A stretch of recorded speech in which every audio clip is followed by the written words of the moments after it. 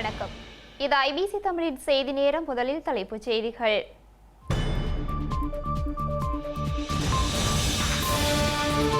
தமிழர் தரப்பு பொது வேட்பாளர் குறித்து தீவிரமடையும் வாத பிரதிவாதங்கள். தனது பெயரும் முன்மொழிவில் உள்ளதாக கூறுகிறார் மனோ கணேசன். அனுரகுமாரவிடம் அழியா விருந்தாளியாக சுமந்திரன் வந்ததாக ஜேவிபி விமர்சனம். சுமந்திரனை விட அனுரவிற்கு சமஷ்டி குறித்து அதிகம் தெரியும் எனவும் கருத்து.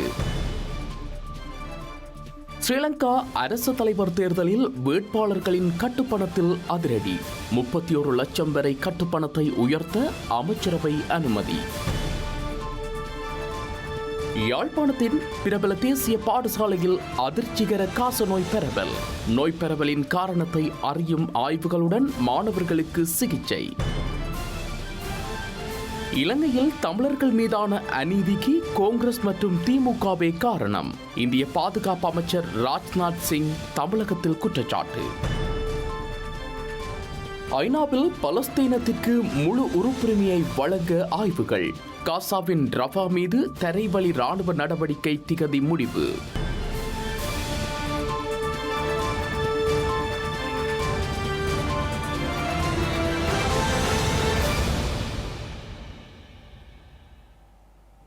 தொடர்பான விரிவான செய்திகள்.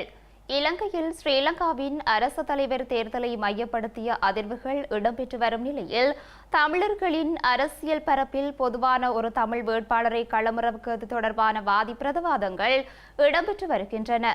அந்த வகையில் பொது வேட்பாளர் தெரிவில் தனது பேரும் முன்மொழியப்பட்டுள்ளதாக தமிழ் முற்போக்கு கூட்டணியின் தலைவர் மனோ கணேசன் இன்று தெரிவித்துள்ளார். எனினும் தமிழர் தரப்பில் பொது வேட்பாளரை ஒருவரை அடையாளம் காண்பதற்கு முன்னர் தமிழர்களின் அரசியல் அபிலாசைகள் என்ற விடயம் தீர்மானிக்கப்பட வேண்டியது முக்கியம் எனவும் அவர் சுட்டிக்காட்டியுள்ளார். அபிலாசைகள் நிறைவேற்றப்படவில்லை என்று சொல்வார்கள். ஆனால் அபிலாசை என்ன சொல்ல வேண்டும்? 13 அரசியல் அபிலாசை, 13 பிளஸ்ஸா, சமஷ்டியா, வடகிழக்கு இணைப்பா, பல்வேறு கேள்விகள் இருக்கின்றன. விடை காண வேண்டும். ஆகவே தமிழ் பொது வேட்பாளரை அடையாளம் காணுவதற்கு முன்னாலே தமிழர்களின் பொதுவான குறைந்தபட்ச அபிலாசை என்ன, கோரிக்கை என்ன என்பது தொடர்பாக தமிழ் தேசிய கட்சிகள் முடிவு பெற வேண்டும் என்று கேட்க விரும்புகிறேன். அது உண்மை, நான் சொல்ல வேண்டும். இப்பொழுது தமிழ் தேசிய மக்கள் முன்னணி பொறுத்தவரையிலே வேண்டாம் எதுவும் வேண்டாம், பகிஷ்காரம் தான் வேண்டும் சொல்கிறார்கள். பகிஷ்காரம் செய்து கடந்த காலப்பட்ட பாடுகள் தெரியும். ஆனால் அது சொல்லுகிற ஒரு உரிமை இருக்கிறது, பிரச்சனை கிடையாது. ஆனால் பகிஷ்காரம் வேண்டாம், தமிழ் வேட்பாளர் தான் வேண்டும் என்று சொல்வார்கள். என்று சொல்லப்படுகிற உலகத்துக்கு என்ன சொன்னதை போல ஆராய வேண்டும், முடிவு காண வேண்டும். அரசியல் அபிலாசை என்ன, கவர்மெண்ட் மினிமம் ப்ரோக்ராம் என்ன, கவர்மெண்ட் மினிமம் டிமாண்ட் என்ன என்பது தொடர்பாக அவர்கள் திடீரே ஒருமித்த கருத்துக்கு வர வேண்டும் என்று கேட்கிறது. இதுக்கிடையே எனது பெயரும் கூட பொது வேட்பாளர் என்ற போட்டியிலே போதாவிலே கொண்டு வந்து பேசப்படுகிறது, கூறப்படுகிறது. பிரச்சனை இல்லை, எவரும் எவர் பெயரை சொல்லலாம், உரிமை இருக்கிறது. நான் 25 வருட காலமாக அரசியல் இருக்கின்ற ஒரு தமிழ் கட்சி தலைவர், அரசியல்வாதி, நாடு முழுக்க அறியப்பட்டவன். ஆகவே என்னை பற்றி யார் சொன்னாலும் பிரச்சனை இல்லை. அது ஏற்றுக்கொள்ள என்னையும் எனது கட்சியை பொறுத்தது, அது வேறு விஷயம். அதை பற்றி பேச வேண்டிய அவசியம் கிடையாது நினைக்கிறேன். அது சொல்லிட்டு போட்டு பிரச்சனை இல்லை. ஆனால் முதலில் சொன்னது போல பொது நிலைப்பாடு என்ன என்பது தொடர்பாக தீர்மானம் முடிவு வந்த பிறகு பொது வேட்பாளர் யாருக்கும் அடையாளம் காணுங்கிற அளவுதான். இலங்கையில் நடைபெறவுள்ள ஜனாதிபதி தேர்தலில் தமிழ் மக்கள் சார்பில் பொது வேட்பாளர் ஒருவரை நிறுத்துவது சாத்தியமற்றது என இலங்கை தமிழரசு கட்சியின் மூத்த தலைவரும் வடமாகாண சபையின் அவை தலைவருமான CVK சிவஞானம் தெரிவித்துள்ளார். பொது வேட்பாளர் தெரிவு தொடர்பில் கட்சிகளுக்கு இடையில் முரண்பாடுகள் ஏற்படலாம் எனவும் இதனால் அது நடைமுறை சாத்தியம் அற்றது எனவும் CVK சிவஞானம் தெரிவித்துள்ளார். எவ்வாறாயினும் நடைமுறை சாத்தியம் ஆகாது. ஒரு பொது வேட்பாளரை தேடி பிடிப்பதற்குள்ளேயே முரண்பாடு பல வந்து சேரும். ஏற்கனவே அப்படி இருக்கிறது. அவை தனிப்பட்ட என்னுடைய கருத்து, பேரம் பேச வேண்டிய சூழ்நிலைக்கு நாங்கள் ஒற்றுமையாக பலமாக இருக்க வேண்டும். அந்த பலத்தோடு நாங்கள் பேரம் பேசலாம். ஆனால் ஒரு பொது வேட்பாளர்கள் ஏனைய வேட்பாளர்களோடு நாங்கள் ஒரு சமநிலையை நிற்கிற பொழுது சில சமயம் எங்களுடைய பேரம் பேசல் பலம் குறைவாக இருக்கலாம், அல்லது அவர்கள் எங்களோடு பேரம் பேசாமலும் போகலாம்.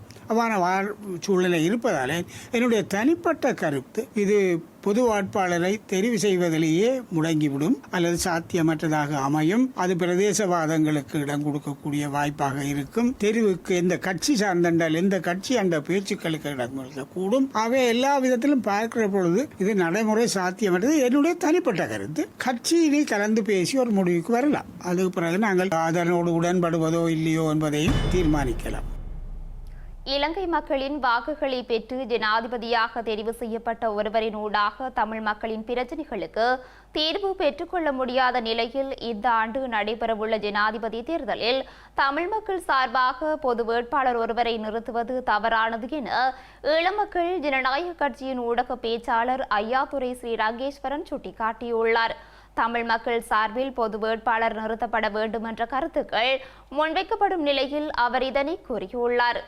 இந்த நாட்டில் ஜனாதிபதி தெரிவு செய்கின்ற பின்னர் அவரிடம் நாங்கள் எந்த விதமான விடயங்களையும் கேட்க முடியாத ஒரு சூழ்ச்சிகரமான செயற்பாட்டை முன்னெடுக்கின்றார்கள். உங்களுக்கு தெரியும், 2010ஆம் ஆண்டு சரத் பொன்சேகாவுக்கு வாக்களித்தார்கள், 2019 இவருக்கு வாக்களித்தார்கள், 2015 மைத்ரிபால சிறிசேனாவுக்கு வாக்களித்திருக்கின்றார்கள். ஆகவே இவ்வாறு வாக்குகள் அளித்தவர்கள் அங்கே தங்களுடைய எதிர்பார்ப்புகள் நிறைவேறவில்லை. அதாவது மைத்திரிக்கு வாக்களிக்கின்ற பொழுது இன்று இந்த தனி வேட்பாளரை பொது வேட்பாளர் நிறுத்த வேண்டும் என்று கருத்து சொன்னவர்கள் அன்று வெளிப்படையாக ஆதரித்தார்கள். பின்னர் சஜித்தை ஆதரித்தார்கள், 2019 சஜித்தை ஆதரித்தார்கள். இவ்வாறு செய்தவர்கள் இப்பொழுது அந்த செயற்பாடுகள் எல்லாம் தங்களுடைய எதிர்பார்ப்புகள் நிறைவடையவில்லை என்றவுடன் தமிழ் வேட்பாளருக்கு வாக்களிக்க வேண்டும், பொது வேட்பாளராக நிறுத்துவோம் என்று சொல்ல முனைகின்றார்கள். இதனூடாக எதிர்வருகின்ற காலங்களில் தமிழர்களுடைய அரசியல் உரிமை பிரச்சனையிலே நாங்கள் பேச வேண்டிய விடயங்களை தமிழ் மக்கள் இந்த நாட்டு ஜனாதிபதியுடனோ பேசுவதற்கான சந்தர்ப்பங்களை வாய்ப்புகளை இல்லாதொழிப்பதன் ஊடாக இதை நீடித்த பிரச்சனையாக இதை வைக்கிறதுக்கு அவர்கள் இவ்வாறான கருத்துக்களை முன்வைப்பதாக பார்க்கக்கூடியதாக இருக்கின்றது.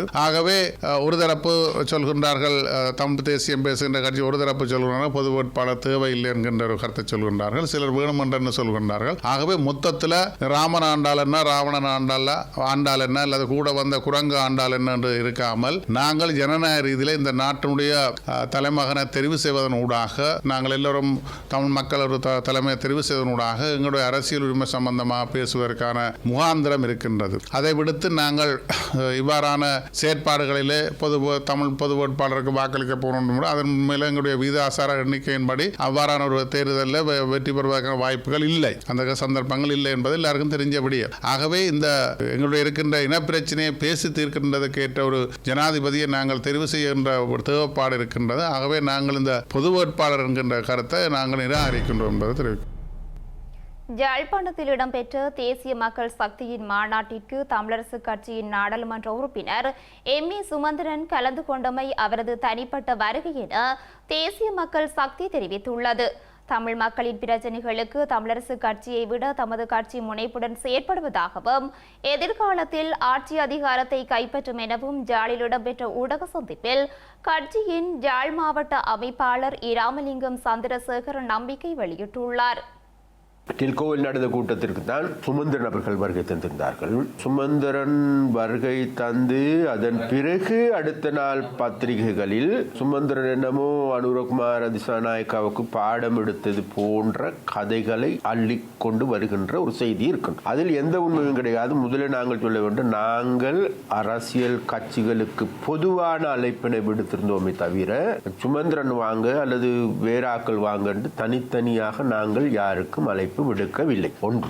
அதே நேரத்தில் வந்தவர்களை வரவேற்க வேண்டிய பண்புடையவர்கள் நாங்கள். அந்த வகையில் சுமந்திரன் எங்களுடைய கூட்டத்தின் இடைநடுவே வந்தபோது அவர்களை வரவேற்று அவர்களோடு உரையாடியதும் உண்மை. ஏனென்றால் சுமந்திரனோடு நாங்கள் ஒரு சில சட்ட நடவடிக்கை வேலைகளையும் கூட நாங்கள் அவர்களோடு செய்து கொண்டிருக்கணும். அந்த வகையில் எங்களுடைய நட்புறவே தவிர அல்லது நாங்கள் அவர்களை வாருங்கள் என்ற அழைப்பினை, அவருக்கான அழைப்பினை நாங்கள் விடுக்கவில்லை என்பது இந்த இடத்தில் நான் திட்டவட்டமாக சொல்கின்றேன். ஒன்று. உங்களுடைய பிரச்சனை தொடர்பாக, தேசிய பிரச்சனை தொடர்பாக உங்களை விட, சுமந்திரனை விட, ஸ்ரீதரனை விட, சம்பந்தனை விட கூடுதலான அக்கறை செலுத்துகின்றவர்கள் மாத்திரம் தேவையும் இருக்கின்றது எங்களுக்கு. தமிழ் மக்கள் தன்மானம் உள்ளவர்களாக வாழ வேண்டும் என்பது அது மாற்று கருத்துக்கு இடம் கிடையாது எங்களிடம். ஏனென்றால் அது மாத்திரமல்ல, இன்னும் 7 மாதத்துக்கு பிறகு இந்த நாட்டின் ஆட்சி அதிகாரத்தை கைப்பற்ற போகின்றவர்கள் நாங்கள். அதனால் தமிழ் மக்களுடைய பிரச்சனை தொடர்பாக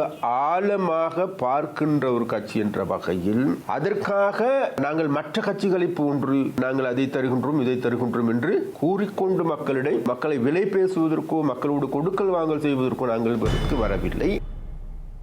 இதேவேளை இலங்கையில் ஜனாதிபதி மற்றும் நாடாளுமன்ற தேர்தல்கள் இடம்பெறவுள்ள நிலையில் இலங்கை தமிழரசு கட்சி மீது வழக்கு தாக்கல் செய்யப்பட்டுள்ளமை கட்சியை மேலும் பலவீனப்படுத்தும் என இலங்கை தமிழரசு கட்சியின் மூத்த தலைவரும் வடமாகாண சபையின் அவைத்தலைவருமான CVK சிவஞானம் தெரிவித்துள்ளார்.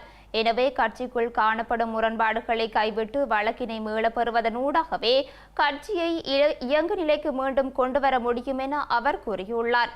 தமிழரசு கட்சிக்கு எதிரான வழக்கானது காலம் நீடிக்கும் எனவும் கருத்துக்கள் வெளியிடப்பட்ட நிலையில் யாழ்ப்பாணத்தில் இன்று இடம்பெற்ற ஊடக சந்திப்பில் CVK சிவஞானம் இதனை தெரிவித்துள்ளார்.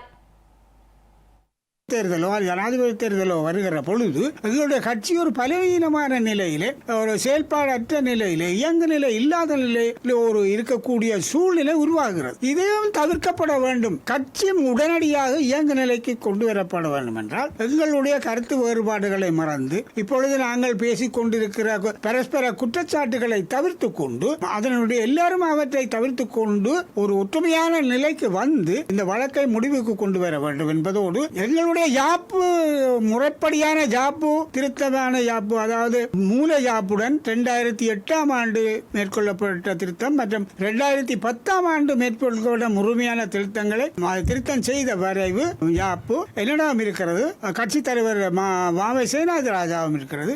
ஆனால் பல விடயங்கள் முறைப்படியாக அமையவில்லை என்பதும் எனக்கும் தெரியும். ஆனால் அவற்றையெல்லாம் நான் பேசாமல் 21ஆம் தேதி நடந்த கூட்டத்தில் 27ஆம் தேதிக்கு நான் மௌனம் காத்ததுக்கு ஒரே ஒரு காரணம், நாங்கள் எவ்வாறாயினும் இந்த பொதுச்சபை கூட்டங்களை முடித்து தேசிய மாநாட்டை நடாத்தி முடிக்க வேண்டும் என்ற எண்ணத்தோடு தான் நான் கூட மௌனமாக இருந்தேன். சொல்லவில்லை. குறைபாடுகள் எனக்கு தெரியும். அவை மீண்டும் நாங்கள் அதை பேசாமல் என்னை பொறுத்தவரையில் நாங்கள் எல்லாவற்றையும் மறந்து இந்த பிரதேசவாதம் அல்லது குறுகிய தனிநபர் உடைய ஆதரவு என்ற நிலை இல்லாமல் கட்சி என்ற நிலையை மையப்படுத்தி சிந்தித்து நாங்கள் எல்லோரும் இந்த வழக்கில் இருந்து விடுபட்டு கட்சியை இயங்க நிலைக்கு கொண்டு வரணும். ஏனென்றால் இப்பொழுது இருக்கிற நிலையிலே தெற்கத்திய சக்திகள் கூட இந்த எங்களுடைய புலவுகளுக்குள்ளே ஊடுருவக்கூடிய வாய்ப்புகள் கணக்கு இருக்கு. இதை நாங்கள் புரிந்து கொள்ள வேணும்.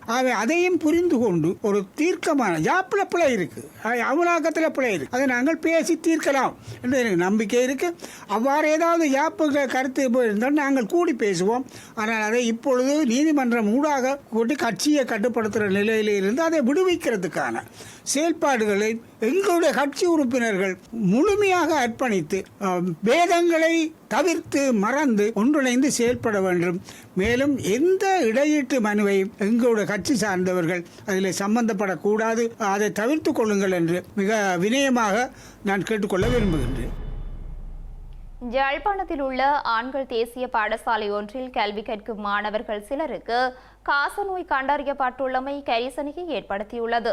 இதனையடுத்து குறித்த மாணவருடன் நெருங்கி பழகிய ஏனைய மாணவர்களிடமும் மருத்துவ பரிசோதனைகள் முன்னெடுக்கப்பட்டுள்ளன. யாழ்ப்பாணத்தில் உள்ள ஆண்கள் தேசிய பாடசாலையில் ஒரு பிரிவில் கல்வி பயிலும் மாணவனுக்கு உடல் மெலிவு ஏற்பட்ட நிலையில் வைத்திய பரிசோதனைக்கு உட்படுத்தப்பட்டுள்ளார். இதன்போது மாணவனுக்கு காசநோய் அறிகுறி இருப்பது கண்டறியப்பட்ட நிலையில் அவருடன் நெருங்கி பழகிய மாணவர்கள் சிலரை பரிசோதனைக்கு உட்படுத்திய நிலையில் அவர்களுக்கும் காசநோய் தொற்று இருப்பது கண்டறியப்பட்டுள்ளது. இவ்வாறு பாதிக்கப்பட்ட மாணவர்களுக்கு துறைசார் வைத்திய நிபுணர்களால் சிகிச்சை வழங்கப்பட்டு வருவதுடன் தொடர்ந்தும் அவர்கள் கண்காணிக்கப்பட்டு வருகின்றனர். மாணவர்களுக்கு காசநோயின் ஆரம்ப நிலை காணப்படுவதுடன் உரிய முறையில் சிகிச்சை வழங்கப்படும் பட்சத்தில் ஏனையவர்களுக்கு பரவுவதை தடுக்க முடியும் என குறிப்பிடப்படுகின்றது. ஒருவருக்கு காசநோயின் தாக்கம் கண்டறியப்படும் பட்சத்தில் அவருடன் நெருங்கி பழகியவர்கள் வைத்திய பரிசோதனைக்கு உட்படுத்தப்பட வேண்டும் என்ற நிலையில் யாழ் மாவட்ட சுகாதார தரப்பினர் அதற்கான பணிகளை முன்னெடுக்க வேண்டிய நெருக்கடி நிலைக்கு தள்ளப்பட்டுள்ளனர். பாடசாலை மாணவர்கள் மத்தியிலான காசநோய் தாக்கம் குறித்து யாழ் மாவட்ட சுகாதார சேவைகள் பணிப்பாளர் வைத்தியர் ஆர் கேதீஸ்வரனிடம் IBC தமிழ் தொடர்பு கொண்டு வினவிய போது எந்த ஒரு கருத்தையும் வெளியிடவில்லை என்பதும் குறிப்பிடத்தக்கது. ஸ்ரீலங்காவின் தேர்தல்கள் ஆணைக்குழு இந்த வருடத்திற்கான வாக்காளர் பதிவேட்டை தயாரிப்பது தொடர்பான நடவடிக்கைகளை இன்று முதல் ஆரம்பித்துள்ளது. இதன் மூலம் வாக்களிக்க தகுதியிருந்தும் வாக்காளர் பதிவேட்டில் பெயர் சேர்க்கப்படாத நபர்கள் தங்களின் பெயர்களை உரிய பட்டியலில் சேர்க்க வழிவகை செய்யப்படும் என சுட்டிக்காட்டப்பட்டுள்ளது. வாக்காளர் பதிவேடு தயாரிக்கும் நடவடிக்கைகள் எதிர்வரும் மே மாதம் 10ஆம் தேதி வரை மேற்கொள்ளப்படும் என ஸ்ரீலங்கா தேர்தல் செயலகம் தெரிவித்துள்ளது. எனவே தகுதியுடைய வாக்காளர்கள் நாடளாவிய ரீதியில் உள்ள கிராம உத்தியோகத்தர்கள் அலுவலகங்களிலோ அல்லது தேர்தல் அலுவலகங்களிலோ தமது பெயர்களை வாக்காளர் பதிவேட்டில் இணைத்துக் கொள்வதற்கான சந்தர்ப்பம் தற்போது கிடைத்துள்ளதாக தேர்தல்கள் செயலகம் மேலும் அறிவித்துள்ளது. இதற்கிடையில் எதிர்வரும் ஜூலை மாதம் 17ஆம் திகதிக்கு பின்னர் எந்த திகதியிலும் ஜனாதிபதி தேர்தலுக்கான வேட்புமனுக்களை கோருவதற்கான அதிகாரம் தேர்தல் ஆணைக்குழுவிற்கு கிடைக்கும் என சுட்டிக்காட்டப்பட்டுள்ளது. அரசியலமைப்பின் பிரகாரம் ஜனாதிபதி தேர்தல் எதிர்வரும் செப்டம்பர் இறுதியில் அல்லது அக்டோபர் மாதம் முதல் வாரத்தில் நடத்தப்படும் என எதிர்பார்க்கப்படுகின்றது. ஜனாதிபதி தேர்தலை நடத்துவதற்கு தேவையான பூர்வாங்க ஏற்பாடுகள் பூர்த்தி செய்யப்பட்டுள்ளதாக தேர்தல்கள் ஆணைக்குழு கடந்த 1ஆம் திகதி கூறியிருந்தது. இலங்கையில் நடைபெறவுள்ள தேர்தல்களில் போட்டியிட உள்ள வேட்பாளர்களின் கட்டுப்பணத்தை அதிகரிப்பதற்கு ஸ்ரீலங்கா அமைச்சரவை அனுமதி வழங்கியுள்ளது. தேர்தலுக்கான கட்டுப்பணத்தினை காலத்திற்கு ஏற்ற வகையிலும் சமூக பொருளாதார அரசியலுக்கு ஏற்ற வகையிலும் மாற்றம் செய்யும் வகையில் இந்த நடவடிக்கை மேற்கொள்ளப்பட்டுள்ளது. இலங்கையில் ஜனாதிபதி தேர்தலை தொடர்ந்து நாடாளுமன்ற தேர்தல் மற்றும் மாகாண சபை தேர்தல் ஆகியன நடைபெறவுள்ள நிலையில் தேர்தல்களில் வேட்பாளராக களமிறங்குபவர்கள் தொடர்பில் அரசியல் கட்சிகளுக்கு இடையில் தீர்மானங்கள் முன்னெடுக்கப்பட்டு வருகின்றன.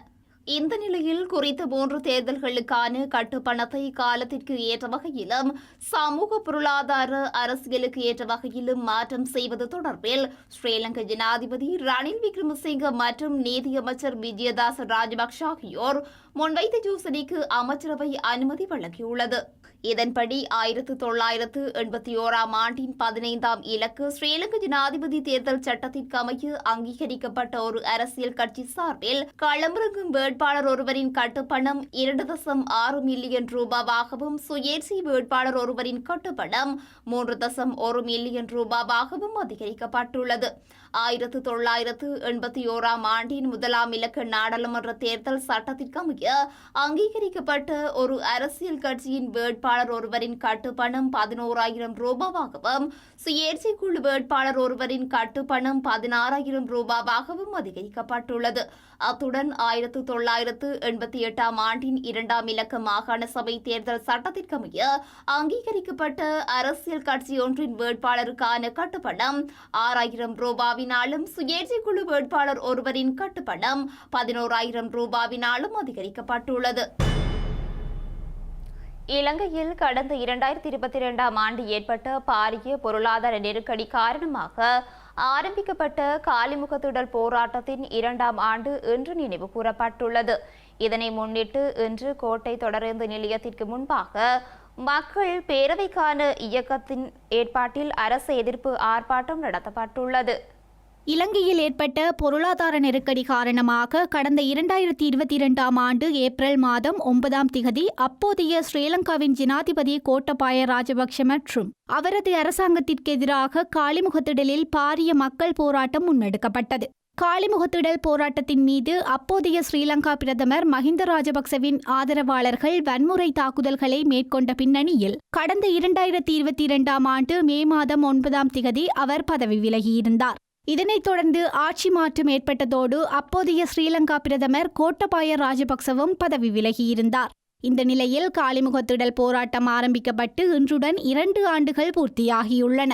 இதனை முன்னிட்டு 9இல் தொடங்கிய மக்கள் அதிகாரம் வெற்றி வரை முன்னோக்கி எனும் தொனிப்பொருளில் இன்று கொழும்பு கோட்டை தொடருந்து நிலையத்திற்கு முன்பாக ஆர்ப்பாட்டம் ஒன்று முன்னெடுக்கப்பட்டுள்ளது. மக்கள் பேரவைக்கான இயக்கத்தினால் முன்னெடுக்கப்பட்ட இந்த ஆர்ப்பாட்டத்தில் சமூக செயற்பாட்டாளர்கள், மத தலைவர்கள் மற்றும் பொதுமக்கள் ஆகியோர் பங்கேற்றிருந்தனர்.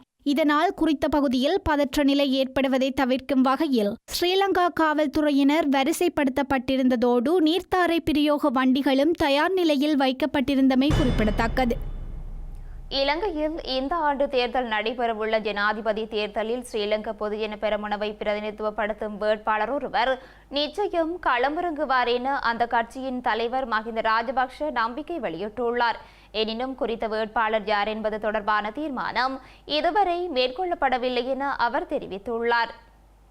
இலங்கையில் இந்த ஆண்டு நடைபெறும் ஜனாதிபதி தேர்தலில் தனது மகனும் ஸ்ரீலங்கா பொதுஜன பெரமுனவின் தேசிய அமைப்பாளருமான நாமல் ராஜபக்ச களமிறங்க மாட்டார் என தான் நம்புவதாக கட்சியின் தலைவர் மஹிந்த ராஜபக்ச தெரிவித்துள்ளார். கட்சி சார்பான வேட்பாளர் ஒருவரை ஜனாதிபதி தேர்தலில் களமிறக்க வேண்டாம் என இதுவரை கோரப்படவில்லை எனவும் அவர் குறிப்பிட்டுள்ளார். கட்சியிலிருந்து விலகுவது மற்றும் தற்போதைய அரசாங்கத்துடன் இணைந்து கொள்வது தொடர்பான தீர்மானங்களை மேற்கொள்ள ஸ்ரீலங்கா பொதுஜன பெரமுனவின் உறுப்பினர்களுக்கு சுதந்திரம் உள்ளதாக அவர் சுட்டிக்காட்டியுள்ளார். இவ்வாறான நடவடிக்கைகளுக்கு கட்சி ஒருபோதும் தடையாக இருக்காது எனவும் மஹிந்த ராஜபக்ச கூறியுள்ளார். ஸ்ரீலங்கா சுதந்திர கட்சியின் பிளவு தொடர்பில் தான் கருத்து வெளியிட விரும்பவில்லை எனவும் பொதுஜன பெரமுனவின் தலைவர் தெரிவித்துள்ளமை குறிப்பிடத்தக்கது. ஸ்ரீலங்கா சுதந்திர கட்சியின் அரசியல் குழு மேற்கொண்ட தீர்மானங்கள் தொடர்பாக எதிர்வரும் 18ஆம் தேதி சந்தித்து தீர்மானங்களை மேற்கொள்ள உள்ளதாக தேர்தல்கள் ஆணைக்குழு தெரிவித்துள்ளது. ஸ்ரீலங்கா சுதந்திர கட்சியின் அரசியல் குழு மேற்கொண்ட தீர்மானங்கள் தேர்தல்கள் ஆணைக்குழுவிடம் கையளிக்கப்பட்ட நிலையில் ஆணைக்குழு இந்த தகவலை வெளியிட்டுள்ளது.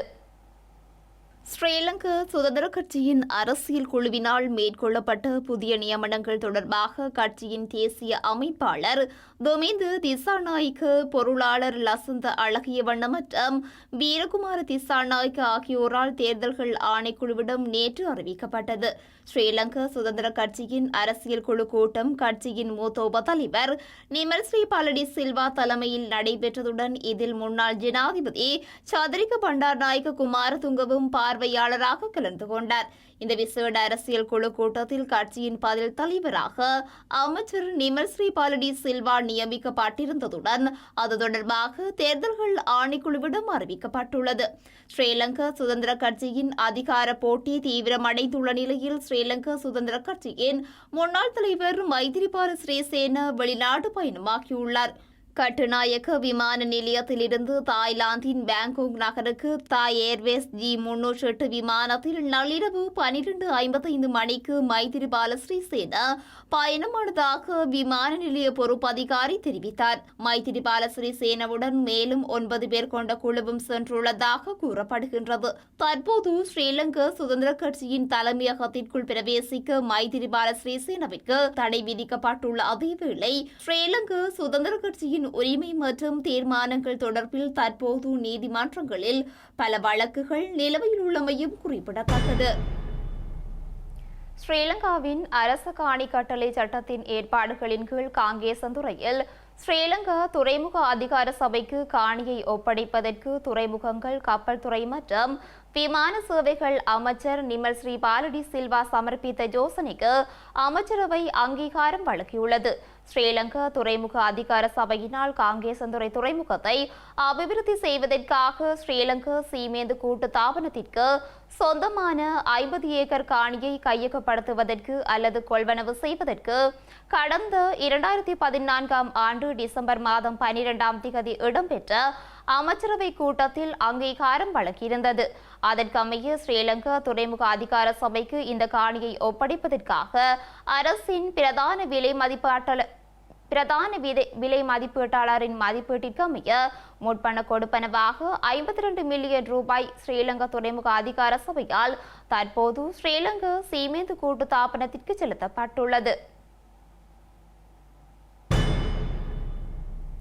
கிளிநொச்சி பூநகரி பிரதேச செயலாளர் பிரிவுக்குட்பட்ட பொன்னாவளி பகுதியில் அண்மையில் இடம்பெற்ற போராட்டத்தில் ஸ்ரீலங்கா கடற்றொழில் அமைச்சரின் ஆதரவாளர்களே மதுபோதையில் தாக்குதலை மேற்கொண்டதாக அனைத்து மக்கள் ஒன்றியம் தெரிவித்துள்ளது. ஸ்ரீலங்கா கடற்றொழில் அமைச்சர் சீமேந்து தொழிற்சாலை ஒன்றிடமிருந்து பணத்தினை பெற்றுவிட்டு பொன்னாவளி மக்களின் வாழ்வாதாரத்தை ஒழிக்க நடவடிக்கை மேற்கொள்வதாகவும் அனைத்து மக்கள் ஒன்றியம் குற்றம் சுமத்தியுள்ளது. கடத்தொழில் அமைச்சர் அவர்கள் டோக்கியோ சீமந்து கொம்பனியிடமிருந்து தன்னுடைய பொக்கேட்டை நிரப்பிவிட்டு இன்று கவலைத்தனமாக சுண்ணக்கல் அகல எத்தனித்துக் கொண்டிருக்கிறார். குறிப்பாக கடந்த சில நாட்களுக்கு முந்தி கிளிநொச்சியில் இருந்து, மன்னாரில் இருந்து, யாழ்ப்பாணத்தில் இருந்து மக்களை, அதாவது வாழ்வாதாரம் பெறும் மக்களை கூட்டிக் கொண்டு வந்து அந்த சுண்ணக்கல் கம்பெனியை திறந்து வைக்க எத்தனித்த போது எமது மக்கள் அதை தடுத்தார்கள்.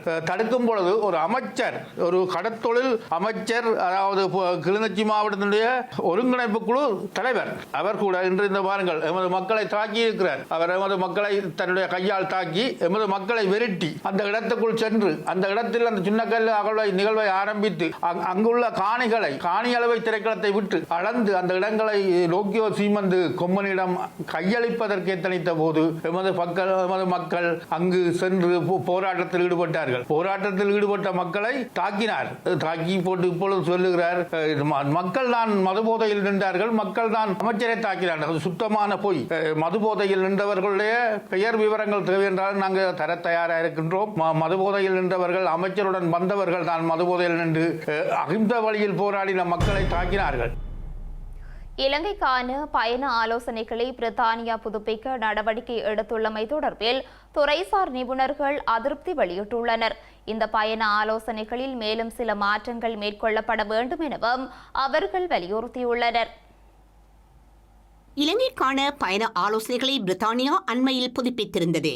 கடந்த சில ஆண்டுகளாக நடைமுறையில் இருந்த பயண ஆலோசனைகளுடன் ஒப்பிடும்போது தற்போது மாற்றி அமைக்கப்பட்ட ஆலோசனைகள் இலங்கைக்கு பயனுள்ளதாக அமையும் என இலங்கையின் சிறப்பு அனுபவமிக்க பயணக்குழு என்ற நிறுவனத்தின் தலைமை நிறைவேற்று அதிகாரி சாம் கிளார்க் தெரிவித்துள்ளார். எனினும் குறித்த பயண ஆலோசனைகள் மேலும் திருத்தப்பட வேண்டும் என அவர் வலியுறுத்தியுள்ளார். இலங்கையில் கடந்த காலங்களில் நடைபெற்ற போராட்டங்களை போன்ற போராட்டங்கள் எதிர்காலத்திலும் முன்னெடுக்கப்படலாம் என அவர் எச்சரித்துள்ளார். எனவே இலங்கையின் நிலையை தொடர்ந்தும் கண்காணித்து காலத்திற்கேற்ப பயண ஆலோசனைகளை மாற்றி அமைக்க பிரித்தானியா நடவடிக்கை எடுக்க வேண்டும் என சாம் கிளார்க் தெரிவித்துள்ளார்.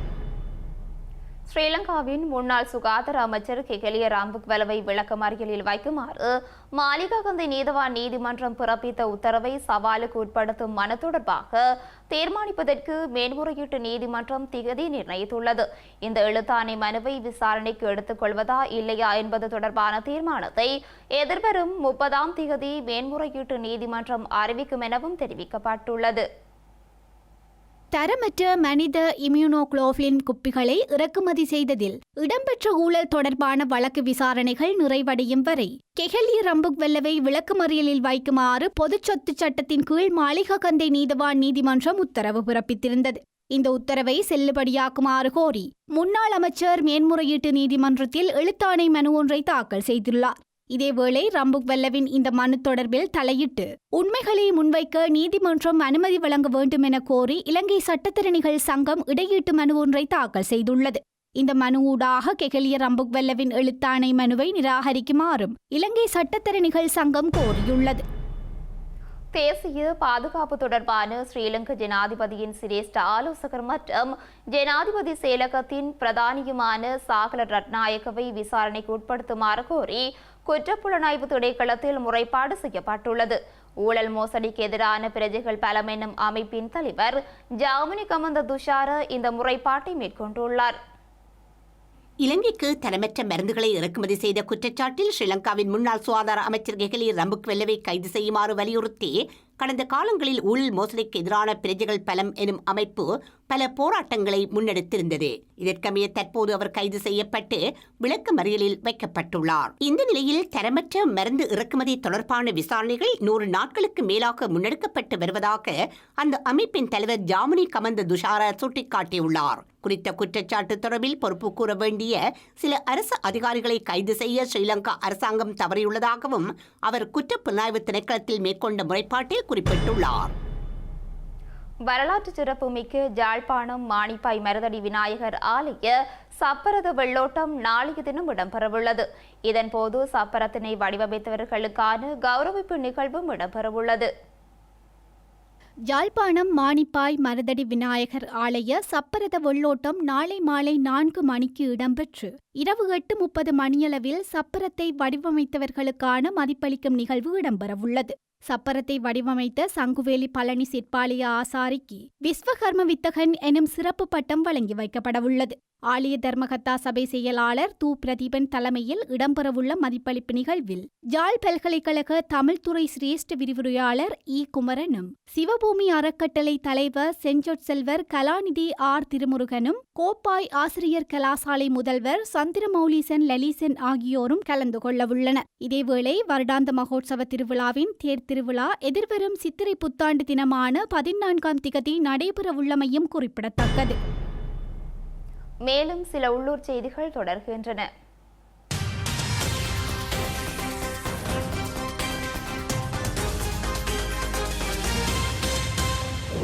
மன்னாரிலிருந்து 50 வருடங்களின் பின்னர் யாழ்ப்பாணம் சென்றுள்ள மடுமாதாவின் பயணத்தை முன்னிட்டு சில்வாவை கதிரை மாதா ஆலயத்திற்கு செல்லும் பிரதான வீதி இன்றைய தினம் புனரமைப்பு செய்யப்பட்டுள்ளது.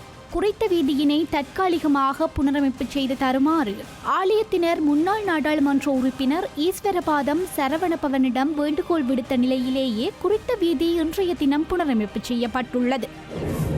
வவுனியாவில் உற்பத்தி செய்யப்பட்ட 1,75,00,000 ரூபாய் பெறுமதியான புதிய கலப்பின சோளன் விதைகளை விற்பனை செய்ய முடியாத நிலைக்கு தள்ளப்பட்டுள்ளதாக விவசாயிகள் குறிப்பிட்டுள்ளனர்.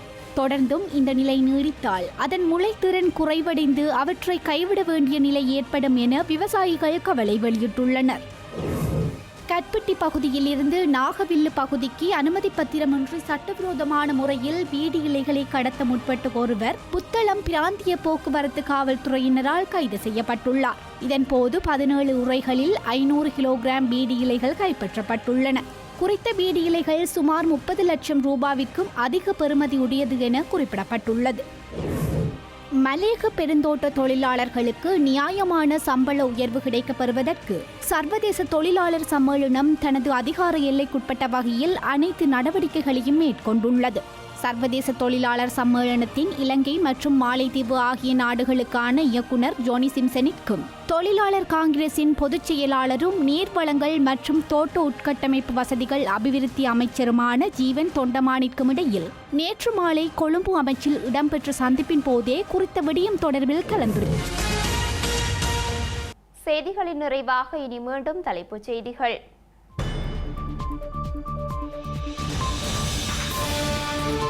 தமிழர் தரப்பு பொது வேட்பாளர் குறித்து தீவிரமடையும் வாத பிரதிவாதங்கள். தனது பெயரும் முன்மொழிவில் உள்ளதாக கூறுகிறார் மனோ கணேசன். அனுரகுமாரவிடம் அழியா விருந்தாளியாக சுமந்திரன் வந்ததாக ஜேவிபி விமர்சனம். சுமந்திரனை விட அனுரவிற்கு சமஷ்டி குறித்து அதிகம் தெரியும் எனவும் கருத்து. ஸ்ரீலங்கா அரசு தலைவர் தேர்தலில் வேட்பாளர்களின் கட்டுப்பணத்தில் அதிரடி. 31 லட்சம் வரை கட்டுப்பணத்தை உயர்த்த அமைச்சரவை அனுமதி. யாழ்ப்பாணத்தின் பிரபல தேசிய பாடசாலையில் அதிர்ச்சிகர காசநோய் பரவல். நோய் பரவலின் காரணத்தை அறியும் ஆய்வுகளுடன் மாணவர்களுக்கு சிகிச்சை. இலங்கையில் தமிழர்கள் மீதான அநீதிக்கு காங்கிரஸ் மற்றும் திமுகவே காரணம். இந்திய பாதுகாப்பு அமைச்சர் ராஜ்நாத் சிங் தமிழகத்தில் குற்றச்சாட்டு. ஐநாவில் பலஸ்தீனத்திற்கு முழு உறுப்புரிமையை வழங்க ஆய்வுகள். காசாவின் ரஃபா மீது தரைவழி ராணுவ நடவடிக்கை திகதி முடிவு.